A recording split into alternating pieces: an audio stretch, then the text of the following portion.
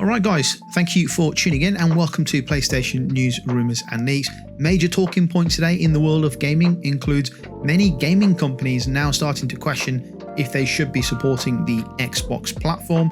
We also have many devs asking the question, do we really need a PlayStation 5 Pro? Is it worthwhile?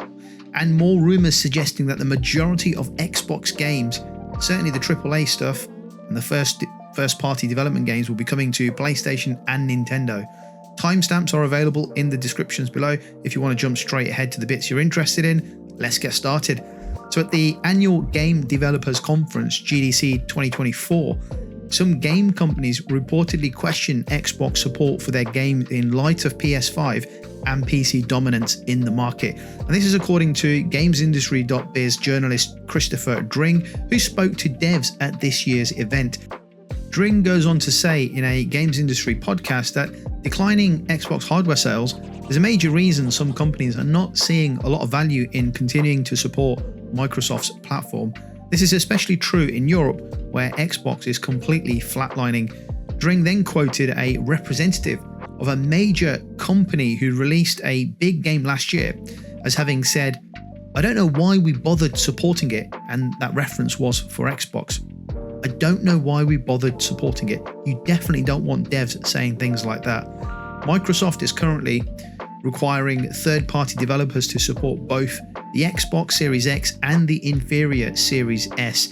This has drawn some stick from devs before because the Series S requires additional development due to its poor specs, making things particularly cumbersome for developers making current-gen AAA games. Dring says that this is still a sore point amongst developers that he's spoken to. I think this is a really fair point.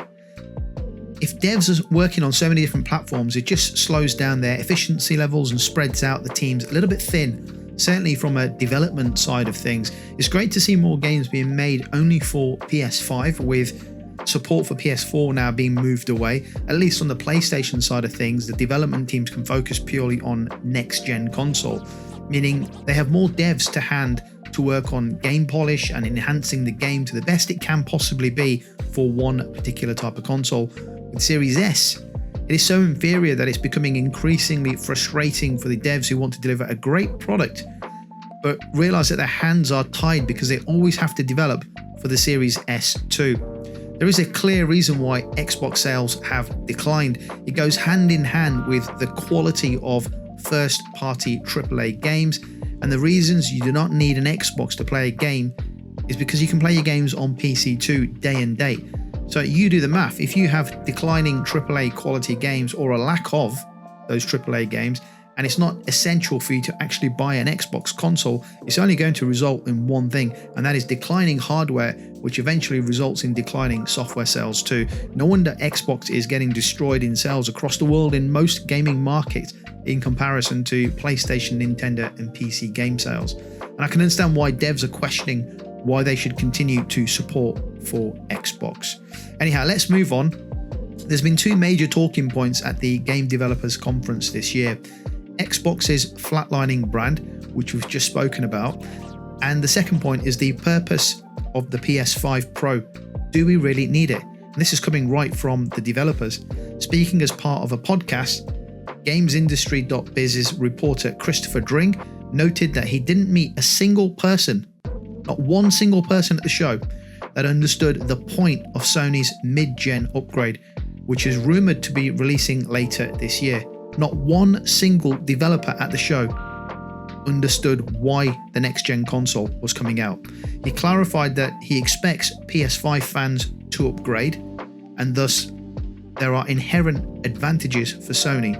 The game makers and the guys that are out there developing the games are struggling to understand and get excited about the system in terms of understanding why we need it. Developers don't really seem to feel they need it, at least the ones that Christopher spoke to. Many feel they're not really making the most out of the PS5 in the first place. So why do we need a PS5 Pro? Due to the aftermath of the pandemic and the extremely long development life cycles, we've not really seen a huge number of big hitting AAA PS5 exclusives yet. Christopher goes on to say a couple of companies have said this isn't going to grow the market, it's not going to move the needle if they introduce a PS5 Pro. This generation doesn't really seem to have gotten started yet, let alone the need for a mid-generation update. What this generation needs are some original new AAA games, and then we can take it from there. So far, we've seen multiple re-releases, remakes and remasters. We really are lacking originality for the generation so far. The journalist then later clarified that he imagines Sony has reasonable expectations for the refresh, and the company knows it's probably going to have a niche overall appeal, while certainly the early adopters will snap this up, and Sony is fully aware of this. Innovative new features like the PlayStation Spectral Resolution likely exist to improve the capacity performance modes in titles like Final Fantasy VII Rebirth. Therefore, if that's the kind of thing that appeals to you as a gamer on PlayStation, you're probably going to be one of the niche target consumers that PlayStation is targeting. Yeah, I mean, it's fairly obvious that the PS5 Pro is targeting those gamers that will be interested in a new piece of hardware regardless of where the market is in terms of games. And I suspect that the PS5 Pro is part of a bigger strategy from Sony in terms of relaunching and going again for the second half of the PS5 generation. This will be much clearer at Sony's next PlayStation event, whenever that comes. Clearly, Sony is expecting to go again. It's one of the reasons why they have moved any of their new game releases from 2024 into 2025 and have written off 2024 from a first-party perspective, and also their move away from live service games and back onto the focus of delivering AAA quality single-player experiences. This gap will allow them to go again, reformulize, get together, get their heads together, and let's move forward. Let's plan the next decade of each of these studios. Plus, it allows them time to allow the new CEO to settle in and help put together a strategy from 2025 and beyond. But anyhow, I'll be picking up PS5. I'm exactly the type of consumer that Sony will be targeting, but I know there are a lot of PlayStation gamers who simply do not see the need to invest in a PS5 Pro when we have barely scratched the surface of the PS5, and I completely get it. Anyhow, let's move on. Recently, Phil Spencer came out in a short video, I think with Matt Booty and two other people, explaining that they're releasing 4 games to rival platforms and that people shouldn't get carried away.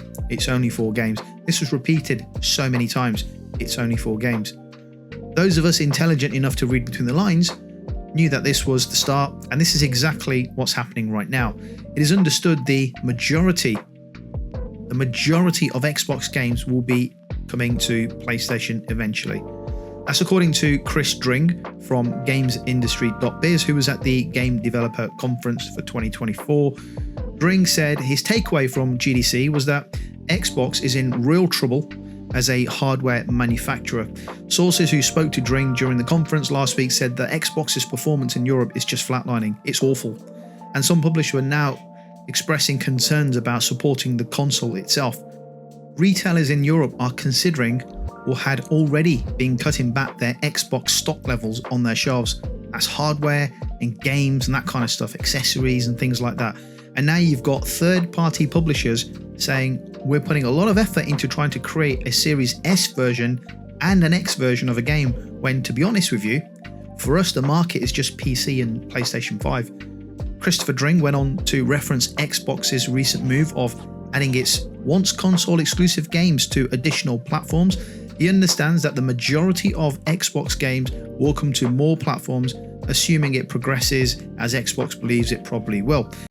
Phil Spencer and the guys at Xbox are talking about releasing a more powerful hardware in the next generations of devices, but they really need to make sure that it makes sense for studios to continue to make versions of their games for that system. Chris goes on to say, another thing I kept hearing at GDC was, what the hell is going on with Xbox? Because of course, from an Xbox's perspective, it's all about growing the market through other platforms and services and all that nonsense. It's all about, it's not about what's under the box, under the TV, rather. In fact, the box under the TV is probably a very small part of their overall business plan. But from the partner's perspective, it's massive. It's a key element.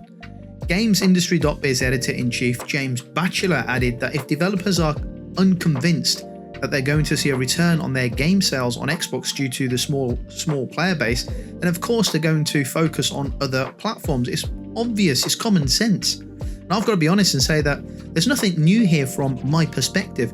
Looking at this as someone who doesn't really follow Xbox too much and play Xbox games, you've got a global business like Microsoft, who in essence are a software as a service or software as a sales business. They see a failing gaming division with failing game sales and failing hardware sales. Their way to drive this forward is to get games on every platform digitally. Cut off the hardware element and go all digital. Put every game on every platform. Microsoft has no interest in selling hardware of any sort. They're interested in only one thing, and that is to get their software in front of billions of people, whether it's office products, cloud products, or gaming products. So their move to allow some games to go onto other platforms is just another way to drip feed games onto Nintendo and PlayStation platforms to start with. This will continue, and you will see more and more first-party content going to rival platforms, which in turn will just put people off in investing in the Xbox platform because, as I mentioned earlier in the video, you do not need an Xbox console to play games. We really are heading towards Xbox being phased out as a console. The only thing Microsoft will have is Game Pass, with all of their digital games available via Game Pass. Let me know your thoughts in the comments below about the topics discussed in the video today. If you game on Xbox, what are your thoughts on this? How do you feel about your games going to PlayStation and Nintendo in the coming months and years ahead? Thanks for watching, guys, and I'll catch you on the next video for PlayStation news, rumours and leaks.